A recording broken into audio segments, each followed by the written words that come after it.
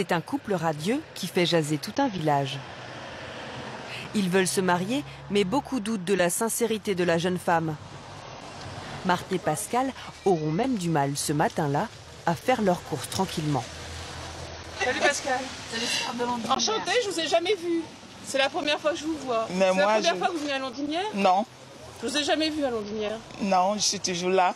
Ah non, c'est la première fois que je vous vois. Oui, je suis en voiture, je marche pas à pied, je suis chez Pascal. Oui, je connais la voiture. Oui. Voilà. Ah ben, vous connaissez déjà la voiture?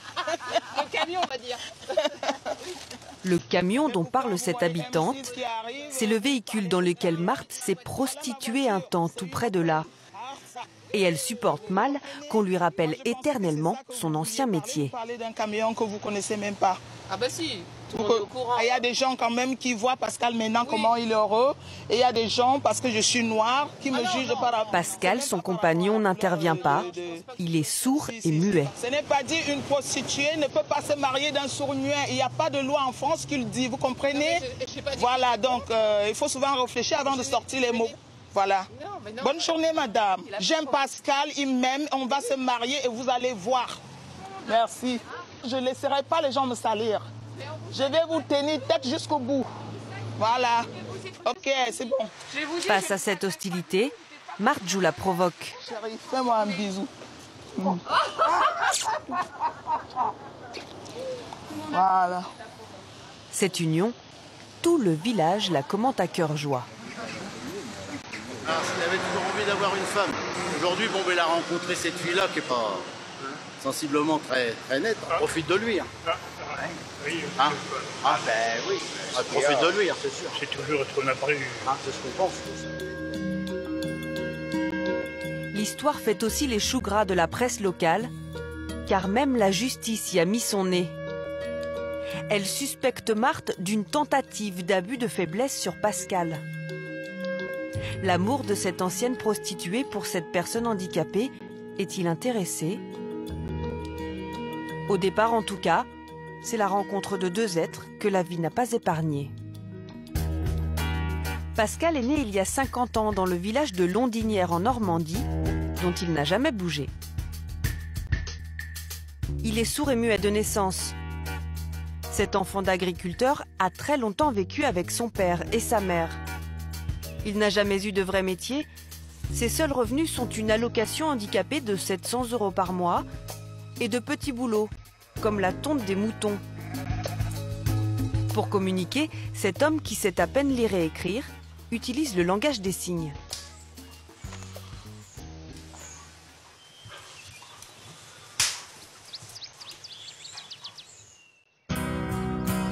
Pascal aime la nature, aller à la pêche et à la chasse avec ses deux frères.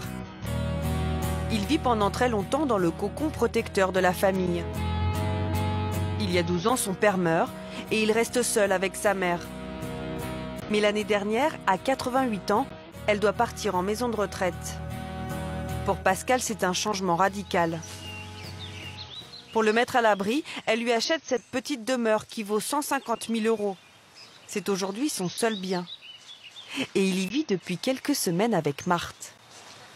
Un bonheur inespéré pour cet homme qui a toujours rêvé de fonder un foyer. Je me sens bien dans ses bras. Et lui aussi se sent bien dans mes bras. Mais bon, les gens, ils ne peuvent pas comprendre ça. On s'en fout qu'ils ne comprennent pas. Mais nous, on sait pourquoi on est ensemble. On s'aime. Ils disent s'être rencontrés en juillet dernier chez des amis. Et le courant est très vite passé entre ces deux êtres un peu en marge. Un bonheur qu'ils veulent officialiser très vite. Seulement quelques semaines après s'être rencontrés, ils décident de se marier. Et les premiers à voir ce projet d'un très mauvais œil sont les proches de Pascal. Et ce 17 octobre, un huissier apporte au couple la décision tant attendue. Bonjour, monsieur. Bonjour, j'ai un document à vous remettre là. C'est un acte d'huissier du procureur de la République d'opposition à mariage. Acte d'opposition à mariage. En clair, la justice leur interdit de se marier. Elle considère que Pascal n'a pas toutes les capacités intellectuelles pour s'engager en toute connaissance de cause. Ça ne peut pas me faire plus que ce que j'ai déjà eu. Ça ne fait que empirer les choses. Qu'est-ce que vous voulez que je vous dise? Malgré tout, le couple ne perd pas espoir de se marier. Ils étudient la possibilité de faire appel. En attendant, Marthe nous a confié qu'elle souhaitait avoir un enfant avec Pascal. Lamine et Lara sont au début de leur vie de couple. Elle est suisse, il vient de Guinée-Conakry. Quand on tombe amoureux d'une personne qui n'est pas européenne, on ne connaît pas à l'avance son titre de séjour. Lamine était requérant d'asile déboutée quand il a rencontré Lara. La question qui plane sur le couple, l'a-t-il épousé pour les papiers? Nous, on sait qu'on est ensemble par l'amour, donc pas pour les papiers, quoi. Donc, ils voient qu'il y a un black qui est avec une suissesse. Quand ils sont ensemble, pour eux, c'est à cause des papiers, quoi. Donc, il y a toujours ces préjugés-là, quoi. Mais nous, on ne s'arrête pas là-dessus parce qu'on n'a pas besoin de prouver à ces gens-là qu'on est ensemble par l'amour. Il y a beaucoup de mes copains ici, de mes compatriotes qui ont des problèmes avec leur femme ou bien leur mari à cause de ces histoires d'envoi l'argent en Afrique. Parce qu'il y en a, ils se disent non, mais c'est pas normal d'envoyer l'argent en Afrique. Et pourtant, chez nous, c'est normal. L'argent est souvent un sujet de tension pour les couples mixtes. Un thème que le cinéaste zurichois Thomas Toumena aborde dans un de ses films. Il y raconte ses mésaventures avec sa femme ivoirienne sur un ton tragicomique. Tu te souhaites quoi pour l'année prochaine? Beaucoup de chance dans mes études. Et puis que tu me donnes tout ton argent. Cynthia se retrouve dans ce récit. Ouais, j'ai vécu la même chose quand il apporte énormément de cadeaux à la famille, puis que la famille est heureuse, et puis il y a vraiment quelque chose de similaire dans les images. J'avais reçu 7000 francs de mon père quand on s'est mariés. Il a tout utilisé l'argent pour la famille, justement pour acheter des ballons de foot, des chaussures de marque, un frigo, mettre l'électricité.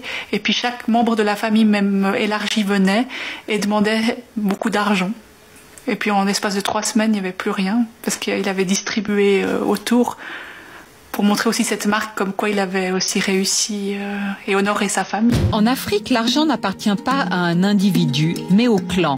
Et de là-bas, la Suisse semble un riche paradis. Le couple a été dépassé par ce choc culturel. Puis après, ça a été crescendo, où il disait qu'il payait le loyer en Suisse, puis en fait, avec l'argent, il l'envoyait à sa mère. Et puis ça a été comme ça... Pendant 4 ans et demi, la famille mettait beaucoup de pression. Il avait son frère aîné qui se mariait. Ça coulait de source, c'était à lui de payer tout le mariage. Il devait payer les robes, il devait payer louer la location des chaises, il devait tout payer. Et puis c'était tout le temps, la maman envoyait par exemple des lettres en disant que s'il n'envoyait pas de l'argent, elle le déshonorait en tant que fils. Et puis ça, il n'a pas vu, je suis tombée sur une lettre et puis ça m'a fait énormément de peine pour lui, en fait, où elle disait qu'elle l'aimerait plus comme fils s'il continuait pas à envoyer de l'argent. Mais je pense que de son côté à lui, ça devait être aussi une pression énorme. Mais il en parlait peu, mais il doit aussi en souffrir, je pense. Comme il n'y avait plus que mon salaire, on n'arrivait plus à payer les factures, à assumer le ménage, en fait. Et puis il continuait quand même, malgré tout ça, à envoyer de l'argent à sa famille. Au bout de 5 ans, Cynthia a divorcé. Son histoire est extrême. Mais dans une moindre mesure, tous les couples mixtes sont confrontés à la question de l'aide à la famille. Quand j'ai vécu avec Ursula, combien de fois, moi, j'ai dû envoyer de l'argent à mes frères, à mes parents. C'est-à-dire, pour eux, je suis venu ici, quand ils ont un problème, ils m'écrivent, ils me téléphonent. Et je trouve ça tout à fait normal que je puisse intervenir. La notion de l'épargne. Vous savez comment on exprime l'épargne chez nous? On dit donner, c'est investir. Alors, vous comprenez, quand vous venez d'une civilisation qui dit donner, c'est investir, c'est-à-dire, moi je me dis, si je donne à ma cousine, à mon cousin, à mon oncle, le demain, quand j'aurai des problèmes, c'est les mêmes là qui vont aussi m'aider. Voilà notre épargne, voilà notre assurance, voilà notre premier, deuxième, troisième pilier. C'est-à-dire que moi, si j'aide plusieurs personnes dans ma famille, j'aurai 15 piliers si j'ai aidé 15. Ursula, elle est très assurée. Et parfois, moi, je lui dis, mais écoute, tu as pris tout l'argent, tu as mis dans tes assurances là-bas, et puis tu viens te plaindre maintenant que tu n'as pas d'argent. Son assurance, elle peut savoir combien il y a dedans. Sauf que dans mes assurances, je ne peux pas savoir combien. On peut me payer par l'ingratitude.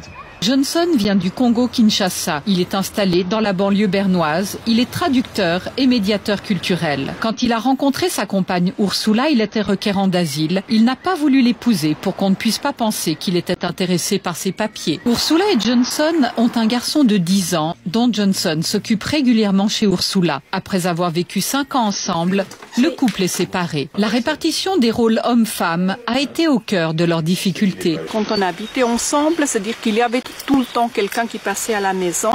Pour moi, c'est même devenu quelquefois un peu une charge. Je ne peux pas tout le temps encore faire à manger. Je ne sais pas pour combien de personnes leur parler et puis être là tout le temps. J'ai joué aussi ce rôle. Peut-être j'aurais pu aussi le refuser. Mais lui, il a joué le rôle plutôt aussi comme c'était chez lui. Alors l'homme, selon sa tradition, ne doit pas vraiment aller à la cuisine. Mais la femme restera toujours notre maman. Et puis elle va toujours nous pardonner, même si on fait une bêtise. La femme africaine a beaucoup de respect vis-à-vis de son homme. Vis-à-vis de son homme. Il faut la respecter. Ouais. Ça veut dire si elle fait à manger, c'est pas parce qu'elle est esclave. Son devoir. Tout dans le monde. En réalité, la femme africaine n'est pas différente de la femme européenne. Non, il n'y a pas la différence. Elles sont toutes deux femmes, elles revendiquent les mêmes droits. Mais c'est question de temps. Il y a une qui a revendiqué un peu plus tôt, et l'autre aussi qui... Droit de porte-monnaie. Oui, c'est tout. Hein. Donc, voilà. Dans ma culture, une culture très patriarcale, c'est l'homme qui est le chef. Par exemple, ma mère me chassera de la cuisine si j'y vais. Je dis, ce n'est pas une place pour les hommes. En fait, j'ai peur du regard des autres. Si nous avons invité des amis, je peux l'aider avant que les amis n'arrivent. Mais dès que les amis sont là, je crois j'aurai des difficultés à pouvoir... Je peux peut-être aller prendre une fourchette ou prendre un verre, mais pas vraiment faire vraiment un travail de ménage. Pourquoi? Vous avez l'impression que vous tombez de votre pédestal. Il y a une forme de honte. Et quant à ma mère, moi je pense que si une dame européenne veut qu'elle reste avec moi, mieux vaut que ma mère ne sache jamais que je lui ai préparé la nourriture, sauf quand elle est malade. Si au moins elle dit quand j'étais malade, il s'est débrouillé, il a préparé la nourriture pour moi, ça va. Mais si elle apprend que tu as pris mon fils, tu l'as mis à la cuisine, ça signifie en fait qu'il a perdu sa masculinité. Hein? Moi, c'est ma fierté ça. Moi, j'aime bien faire les ménages. J'aime vivre dans les endroits propres. Vous pouvez demander ma femme, moi je la laisse jamais faire les ménages. C'est moi qui fais les ménages. Et puis je panasse aussi quoi. À chaque fois que je passe l'aspirateur, il faut que je panasse. Autre génération, autre manière d'envisager la masculinité et la répartition des tâches domestiques. Lamine n'a pas de formation reconnue chez nous. Il travaille en temporaire sur les chantiers. Pour de nombreux couples, la question du travail du conjoint étranger peut être source de déséquilibre. Ben voilà, c'est un couple, j'ai envie de dire moderne. C'est la femme qui travaille et c'est l'homme au foyer. Alors simplement, c'est que là, c'est pas choisi. Je pense que c'est difficile pour lui. Il le dit pas, il se plaint pas. C'est fini la chocolat, mais tu vas pas manger chocolat. Ça reste un homme de culture africaine. Et c'est vrai que c'est une adaptation difficile, même s'il l'a accepté. Moi, en Afrique, depuis tout petit, j'ai vu mon papa qui allait travailler. Les femmes, ils restent à la maison, quoi. Donc, pour moi, c'est de voir que je peux pas travailler.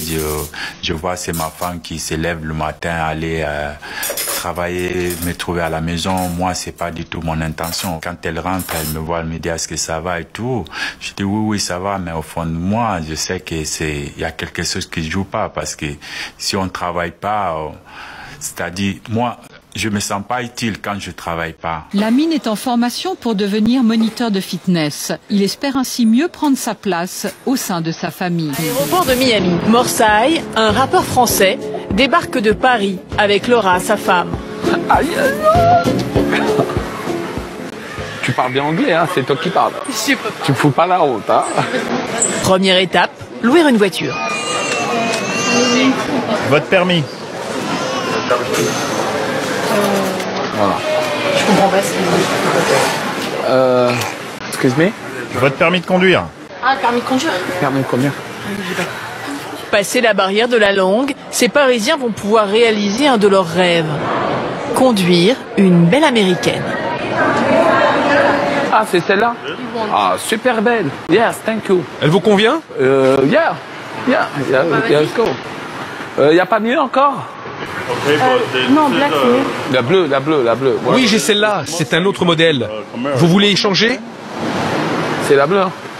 Ouais, yeah. Morsaï préfère une voiture encore plus voyante. Mais il ne pourra pas la conduire. Il s'est fait retirer son permis. Ah ouais, d'accord, ok. C'est pas du tout comme en thank France. you. Ah, faut monter, descendre. En fait, ça n'a rien à voir avec la France. C'est automatique. C'est comme ça. Ah oui, d'accord. Voilà.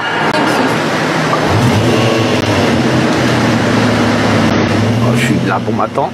Oh là, super. Putain, les canons. Premier kilomètre sous les palmiers de Floride.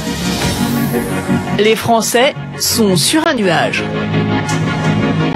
Morsaï n'a pas loué une villa de luxe sur l'île des Stars, mais il a dégoté un bon plan. Pour 800 €, le couple va loger une semaine dans une petite maison. Mais à l'ouverture de la grille, léger problème. On est en bas devant. We are here, but I can't open the door. Bonjour. Thank you. Le concierge vient finalement leur ouvrir. Un beau jardin, un peu d'espace. Morsaï se voit déjà propriétaire. Bon bah c'est bon. À un moment, si c'est beau, si c'est bien, je reste une semaine et je l'achète. Visiblement, il a trouvé ce qu'il cherche. Voilà, on va se faire un petit barbecue. On va se mettre bien. Pourtant, Morsaï revient de loin. Il a fait de la prison à 20 ans, avant de se faire connaître par le rap et des vidéos provocantes. En marge du rap, il lance sa propre marque de vêtements. Un business qui lui permet de mettre de l'argent de côté. Et à Miami, il a entendu parler de bonnes petites affaires dans l'immobilier. Pour réaliser son rêve, Morsaï a pris rendez-vous avec Antoine, un agent immobilier corse. Morsaï veut investir 100 000 €. Pour ce prix, Antoine lui présente d'abord un 2 pièces à proximité de la plage.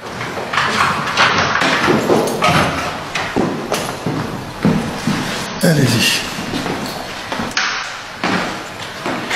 Ouais. Alors, donc l'avantage d'exposition sud, je sais qu'en général les Français aiment bien. Exposition sud au soleil. Il est bien, mais avec déjà la vue devant avec le soleil, ça va faire, je sais pas, tu vois. Morsaï n'est pas convaincu, mais surtout, il hésite à aborder un petit problème sur le mode de paiement. Parce que moi, je vais pas passer par les banques et tout. Voilà, moi, c'est du liquide. Comment je peux faire si je paye en liquide? Est-ce qu'il y a un arrangement? Allez, il veut 130, tu veux payer cash? Peut-être que tu peux l'avoir à 120. Pas de grosse ristourne, même si Morsaï paye en liquide. Mais Antoine a un argument imparable pour son client. Aux États-Unis, je vois vraiment pas comment le fisc français il peut venir ici. Hein. Ouais. Franchement, ouais. Et si le bien appartient à une société américaine, ouais. Le fisc français, je lui souhaite bien du courage. Morsaï poursuit sa recherche d'appartement. Antoine, l'agent immobilier corse, lui a déniché une belle affaire. Un luxueux 2 pièces face à la mer. Ah ouais, là, ça n'a vraiment rien à voir. Ah non, là, c'est le jour et la nuit. T'as la lumière à ta gauche, là? Ah ouais, là, ça vraiment... T'as la mer juste devant toi. Cette fois, Morsaï est emballé. Ah oui, exact. Et il y a une piscine dans l'immeuble. Ah oui, là, c'est la vie de rêve. C'est ça qu'il me faut. C'est une hôtel... chambre de luxe, ouais, c'est ça qu'il me faut. Il attaque les négociations et revient à son idée fixe. Moi, un truc comme ça m'intéresserait, tu vois, avec la piscine, la vue de rêve, tu vois, c'est ça qu'il me faut. Mon seul souci, c'est comment je fais pour rentrer Rentrer le cash. Voilà, rentrer le cash ou faire passer le cash sans qu'on bloque 50 centimes. Voilà quoi. Il y a des gens qui sont spécialisés dans ce genre de travail, hein, à faire bouger l'argent. Ouais. Il y en a, c'est leur métier. Hein. Le plus important, c'est que l'argent soit là. Car si Morsaï a du cash, la loi américaine interdit de passer plus de 10 000 € en liquide à la frontière sous peine d'une amende salée. Pourtant, ils sont nombreux à braver l'interdiction. Aux États-Unis, Miami est la capitale de l'évasion fiscale.